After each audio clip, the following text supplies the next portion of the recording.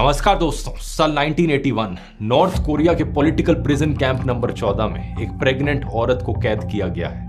इस औरत का जेल में ही बच्चा पैदा होता है। अपने बच्चे का ये नाम रखती हैं शिन डोंग ह्यक और ये लड़का जेल में ही बड़ा होता है। असल में बात क्या है कि नॉर्थ कोरिया की सरकार गिल्ट बाय एसोसिएशन की कॉन्सेप्ट में मानती है। अगर कोई व्यक्ति कोई पॉलिटिकल क्राइम करता है तो उसके पूरे परिवार को जेल में डाल दिया जाता है। एक इंसान के किए की सजा 3 जनरेशंस को भुगतनी पड़ती है, यानी कि दादा ने अगर कोई क्राइम किया है तो पोता भी जेल में जाएगा। इसलिए शिन डोंग बचपन से ही जेल में बड़ा हुआ, क्योंकि नॉर्थ कोरियन सरकार का मानना था कि उसका खून गंदा हो चुका है। जेल में उसका बचपन बहुत ही खराब हालातों में गुजरा। उसे खाने में सिर्फ थोड़ा सा मक्के का दलिया दिया जाता था। वो जिंदा रहने के लिए घास और चूहे खाने लगता था। इस प्रिजन कैंप में करीब 20,000 कैदी थे और इस कैंप के रूल्स बड़े सिंपल थे। अगर आप भागने की कोशिश करोगे तो आपको सीधा गोली से मार दिया जाएगा। अगर आप किसी दूसरे को भागने की बात करते हुए सुनते हो और रिपोर्ट नहीं करते तो आपको भी मार दिया जाएगा। एक दिन जब शिन डोंग 13 साल की उम्र का हो गया था, उसने अपनी माँ और अपने भाई को जेल से भागने का प्लान बनाते हुए सुना। उसे ज्यादा समझ नहीं थी,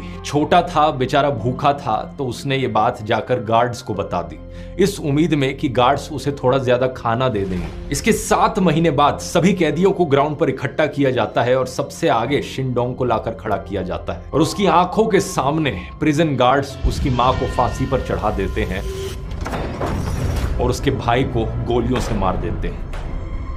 ये सब देखने पर शिन डोंग को मजबूर किया जाता है और इसके बाद 6 महीने तक बेरहमी से उसका टॉर्चर भी किया जाता है। साल 2005 23 साल की उम्र पर शिन डोंग खुद भागने की कोशिश करता है इस प्रिजन कैंप से और चांस की बात है कि वो सक्सेसफुल हो जाता है। गार्ड्स की नजरों से बचते हुए किसी तरीके से ये नॉर्थ कोरिया छोड़कर चाइना पहुंच जाता है और वहां से साउथ कोरिया, और यही कारण है कि इसकी कहानी दुनिया को पता चल पाती है। आगे चलकर शिन एक ह्यूमन राइट्स एडवोकेट बनते हैं। यूनाइटेड नेशंस तक इनकी आवाज पहुंचती है और इन पर यह बड़ी फेमस किताब लिखी जाती है, एस्केप फ्रॉम कैंप 14।